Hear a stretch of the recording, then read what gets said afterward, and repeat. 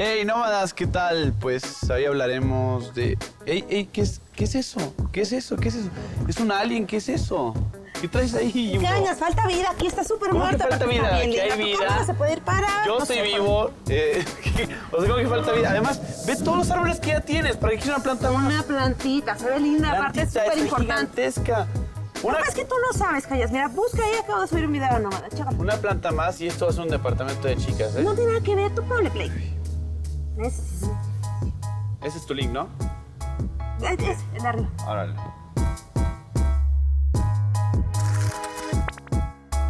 Hola, Laura, ¿cómo estás? ¿Qué tal? Buenos días, Jimbo. Oye, yo estoy encantada aquí en un jardincito que parece que estamos en cualquier parte de la ciudad menos en un techo. Y señores y señores, estamos en un techo. ¿Cómo está eso? Así es. Esta es la azotea de unas oficinas que se transformó en un área totalmente agradable y el cambio es radical cuando se interactúa con estos espacios y se ganan metros de vegetación para esta ciudad y además pues permitirle a las gentes que ocupan esta oficina tener un espacio para poder aprovechar, disfrutar el aire libre. Ya quisiera todo el mundo tener una oficina así con un espacio tan bonito. ¿Qué tan real es esto? Porque está muy en boga, ¿no? Ahorita la gente quiere tener tanto paredes verdes como techos verdes, etcétera, etcétera. Pero parece ser que no es tan fácil. Entonces, cuéntanos tú, ¿cómo es el procedimiento si alguien quiere, tanto como un individuo en su casa como una empresa, si quieren tener un techo como este? Pues la primera parte es verificar que la estructura de la casa o del edificio pueda soportar el peso que se le va a poner con lo que se le va a sembrar. La parte del sustrato, de las plantas, todos los elementos que va a llevar encima tienen un peso específico. La mayoría de la gente que vive en una ciudad está buscando tener hortalizas y es totalmente compatible el tener una azotea en donde en una parte tengas a lo mejor plantas ornamentales y en otra parte tengas vegetación para alimentación. Una vez que se verifique que no hay problemas, dado que en esta ciudad, por ejemplo, tenemos el problema de los sismos, es bien importante que no vaya a generar un problema en un momento dado de un siniestro, ¿no?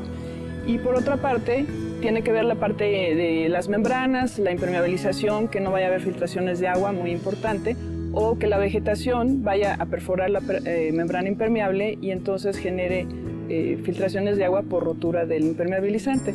Entonces viene la parte constructiva, la parte técnica y posteriormente entonces ya entraríamos a la parte misma de la vegetación, el sustrato, las plantas, que bueno, pues también ahí empieza la parte del diseño de paisaje, donde se escogen las mejores plantas en función al proyecto, al uso que se le va a dar a este espacio y el gusto del cliente, ¿no? Entonces son varios factores importantes para completar un proyecto y bueno, pues luego vienen los complementos, ¿no? Como aquí que estamos sentados en una banca y todos los otros accesorios que sean necesarios para que ese espacio también en un momento dado se pueda aprovechar de noche y eventos sociales. Me contabas acerca de un sándwich que no es lo que todos piensan, más bien estamos hablando de los materiales que tienen que ir abajo de la tierra de las plantas que van a estar en el techo. Entonces, ¿me puedes explicar y enseñar un poquito este rollo? Sí, mira, aquí tenemos una muestra de las membranas que son necesarias para garantizar que no vaya a haber filtraciones de agua y al mismo tiempo que la vegetación vaya a poder establecerse de manera exitosa en los techos. Empezamos por la parte más importante desde el punto de vista técnico, que es la membrana impermeable. En este caso es un TPO, que es una poliolefina termofusionable, que viene en rollos, donde esto se coloca sobre la que es la losa de concreto y se pega o se adhiere con pegamento o se fija con unas placas y tornillos especiales, dependiendo del caso. Y una vez que se tiene totalmente cubierto de lado a lado toda la superficie que se va a naturar, se coloca esta otra membrana que es una especie de fieltro, es una geomembrana especial para proteger el impermeabilizante y después se le coloca la membrana que es para detener las raíces de tal forma que las plantas no vayan a perforar el impermeabilizante y generen problemas de filtraciones. Para que no acabemos como con una casa de las habichuelas mágicas creciendo. Con las raíces entrándote en la cabeza, ¿no? Allá abajo. Y esta otra membrana es un dren que tiene una doble función. Por un lado retiene agua en estos pequeños alvéolos o dedales y por otro lado el exceso del agua que no se retiene aquí se filtra por los orificios a la parte de abajo y corre libremente hacia las coladeras que se tengan en la azotea, que es pues uno de los detalles que todas las azoteas deben de tener, ¿no? Hay ya características puntuales en que debe de haber una bajada de agua pluvial de 4 pulgadas de diámetro por cada 100 metros cuadrados, convencional para cualquier azotea. Las mismas características funcionan para estos jardines. Y esta última membrana, que es la membrana de retención de humedad, que permite que el sustrato no se filtre hacia el resto de las membranas y hacia la bajada pluvial, y permite también mantener por debajo de toda la vegetación de manera homogénea la cantidad de agua que se tenga en este sistema. Entonces, este es el famosísimo sándwich. Este es el famosísimo sándwich, y se habla de sistema porque es esto, no es un solo elemento, son varios elementos que se integran de tal forma que se pueda garantizar que una vez que se ponga el sustrato y la vegetación, este inmueble, esta casa, esta oficina no va a tener problemas. Pero ninguno de esos, o sea, esto no es fieltro y esto no es de la bolsa del mandado y esta no es cualquier plástico. Entonces, y tampoco es un sistema en que uno diga, no, pues ¿sabes qué? Yo voy aquí a la esquina, me lo compro y yo lo instalo. Yo recomiendo muy puntualmente que se contrate a especialistas, a profesionales, y que se haga de una manera correcta, porque si no, lo único que se va a comprar son problemas. Estamos hablando de las estructuras de los edificios que no aceptan como mucho peso encima porque no están hechos para tener un jardín. Así es. La tierra que se usa es normal, es una tierra especial. Se maneja una mezcla especial que nosotros le llamamos sustrato. Y el sustrato tiene elementos de materia inorgánica de peso ligero que permita darle estructura a este sustrato, y por otro lado elementos orgánicos que le permitan tener los nutrientes a las plantas. Y dependiendo de la vegetación es la mezcla que se le pone, porque no es lo mismo plantas ornamentales que plantas desérticas. Los requerimientos del drenaje del agua, de la calidad de los nutrientes, la acidez o alcalinidad de la tierra, son factores que se tienen que diseñar en función a la planta que se va a poner. Es toda una ciencia. Es toda una ciencia, y entonces llegar a estos jardines en los techos tiene que ver con toda una combinación de personas totalmente de diferentes disciplinas para poder integrar todos los elementos y que el proyecto sea de éxito.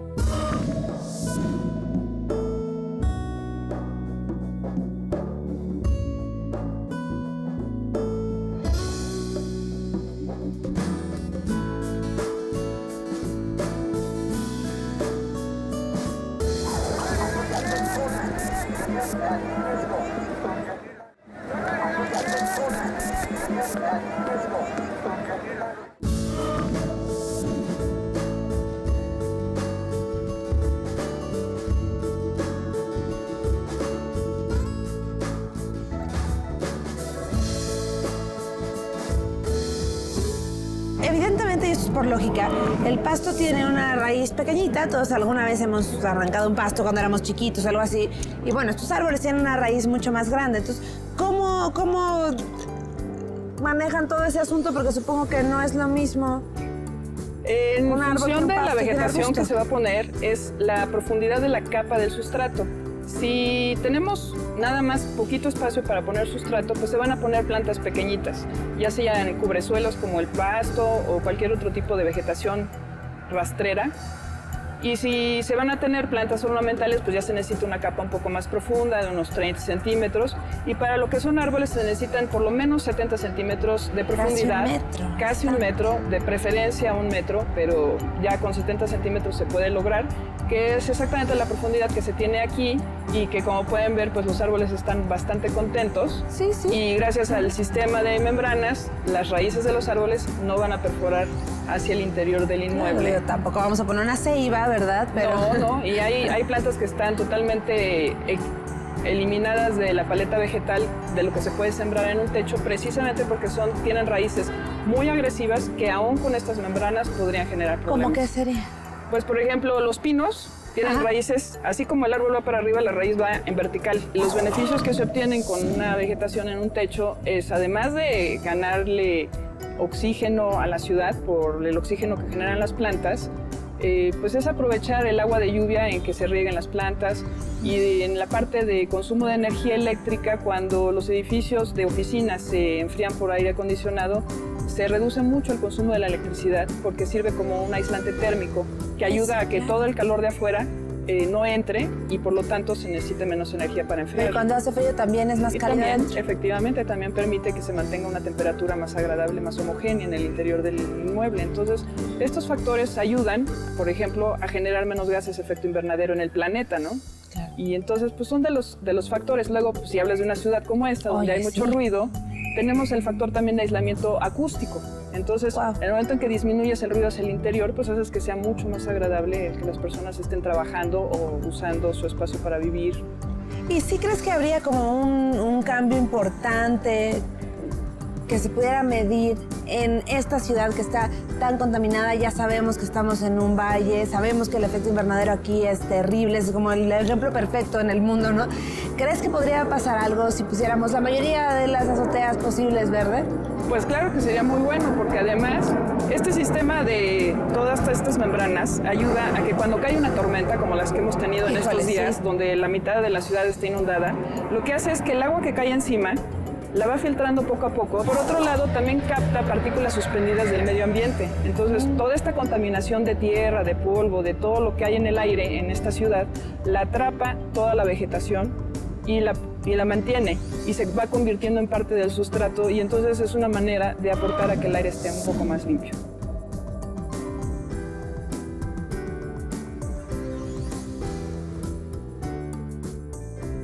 ¿También ustedes hacen las famosísimas paredes? Pues estamos precisamente en el proceso de poder ofrecer esto. Es para mi gusto un poco más complicado en cuanto al mantenimiento de día a día, por los elementos que implica que tiene que estar funcionando un sistema de riego permanente o la pared empieza a morirse. A diferencia de los jardines, que como tienen su sustrato por debajo, no tienes que estar regando todos los días. Tienes unos riegos programados y eso funciona. Los muros que se tienen hoy por hoy tienen un sistema de riego constante. Finalmente estamos pensando que los muros son como macetas, ¿no? ¿O cómo es? ¿Cómo funciona? Es que la verdad es que ignoro. Los muros, como funcionan, es que llevan una estructura que soporta el peso de lo que se le vaya a poner, y luego lleva geomembranas de este tipo, en donde se van colocando la vegetación en base a un diseño y también un poco en base a la orientación del muro, si tiene sol o sombra, y el sistema de riego. Y entonces el sistema de riego permite que a través de tipo hidroponía el agua mantenga los nutrientes necesarios para que las plantas vivan. Por eso es que si el sistema del bombeo de todo esto por alguna razón deja de funcionar, pues entonces las plantas empiezan a morir, porque ahí están sus nutrientes, no nada más el agua. Esto es todavía más difícil, por lo que estoy viendo la pared, no es nada más una enredadera. No es nada más una enredadera. Ahora, una solución un poquito más práctica sí sería manejar estructuras tipo mallas de metal por donde se tenga abajo tierra y entonces las plantas crezcan, pero es un concepto diferente a lo que ahorita se está buscando con respecto a los muros verdes. Oye, ¿tienes alguna listita rápida de que se te venga a la cabeza así lo más rápido de los techos verdes de la ciudad que me puedas recomendar para ver? Pues en primer lugar está el techo del gobierno del Distrito Federal, que está abierto al público, y hace muy poco se inauguró un techo en el edificio del Infonavit, en la Barranca del Muerto. Muy grande el edificio. Muy grande. Y pues poco a poco se está tratando de generar más estos espacios, y bueno, pues poco a poco creo que lo vamos a estar viendo más seguido. En los centros comerciales está empezando a manejarse más, ¿no? Los nuevos centros comerciales lo están incluyendo, y pues yo espero que con el paso de unos cuantos años esto ya no sea algo tan fuera de lo que es la realidad de esta ciudad. Se está poniendo de moda, pero esperemos que no sea solo una moda y que no sea pasajero y que se quede, porque la verdad es que es necesario. Yo creo que más que moda es una necesidad, y yo creo que es algo que lo vamos a estar viendo ya de una manera constante. Tengo 23 años de experiencia y me da mucho gusto recibirlos aquí en esta azotea verde del Infonavit, la cual tenemos mucho orgullo de mostrar a todos ustedes. El proyecto nace como un pedido específico del director, una persona muy visionaria. La idea central del proyecto fue empezar a pregonar con el ejemplo, dado que nosotros somos una institución que damos créditos, damos hipotecas. Nosotros damos hipotecas verdes, entonces ¿por qué no empezar a predicar con el ejemplo? Ese fue el primer paso. Las generalidades del proyecto es que en 5.300 metros cuadrados, que es la superficie que tenemos de azotea, tuvimos la oportunidad y la fortuna de que este edificio estuvo preparado siempre desde un inicio, desde que se concibió como con un quinto piso, cosa que no se hizo. Entonces eso nos dio oportunidad a poder estar utilizando lo que hoy utilizamos, 1/3 de la carga permitida. En todo momento hemos respetado el concepto de ecotecnología, hemos utilizado ecotecnologías y hemos respetado el concepto de sustentabilidad. Cada vez que llueve, el agua sigue respetando, o más bien se respetó durante el proyecto, las bajadas de agua pluvial y se mejoraron, de modo que cada vez que llueve, el agua corre hacia un cárcamo que tenemos para poder estar captando esta agua pluvial y utilizarla en épocas de estiaje. Y las épocas de estiaje empiezan a partir de noviembre, diciembre, que ya no hay lluvias, y somos capaces de que si se llega a terminar este almacén de agua pluvial que tenemos de excedentes, podemos agregarle agua residual tratada.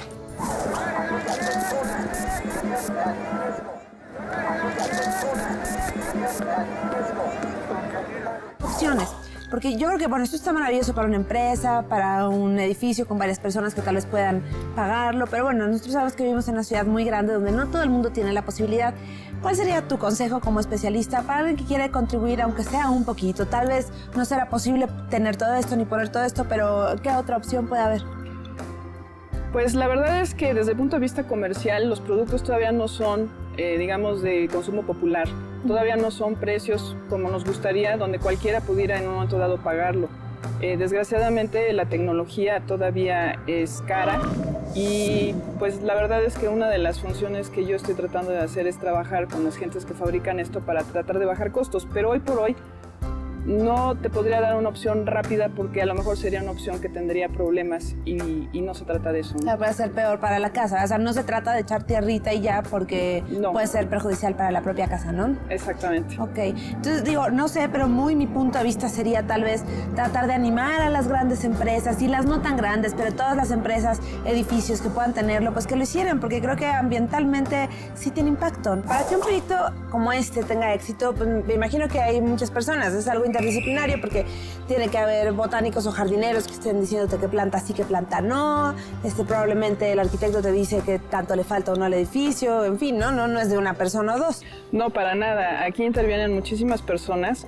Es totalmente interdisciplinario y me gustaría invitar al arquitecto Ramiro Beltrán para que te pudiera explicar Sí, más por detalladamente. Me despido, Jimbo. Laura, Nos vemos. muchas gracias Hay que seguir por todo. trabajando por esta Así es. ciudad. Gracias por tanta información. Y sentémonos, pues. Me imagino que no es tan sencillo, por lo que ya nos había estado explicando Laura, tomar un edificio y hacerle una instalación de este tipo. Ponerle un jardín encima, que no es cualquier cosa. Claro. ¿Cuáles son las características que tiene que tener un edificio para poder soportar algo así? Bueno, yo te diría cuáles son las características que debe de tener el jardín para que lo pueda soportar el edificio, ¿no? O sea, usualmente nosotros manejamos elementos muy ligeros que nos dan una carga sobre el edificio de 150 kilos por metro cuadrado, que es razonable, siempre y cuando nosotros manejemos espesores y vegetación que no nos incrementen en el peso.